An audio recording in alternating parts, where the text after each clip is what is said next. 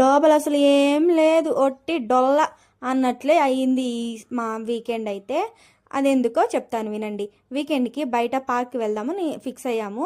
అది మా కోటర్కి చాలా దూరంలో ఉన్న పార్క్కి వెళ్దామని యూట్యూబ్లో సెర్చ్ చేస్తే ఒక ఆయమ్మ ఫ్రెండ్షిప్ గార్డెన్ అయితే వచ్చింది.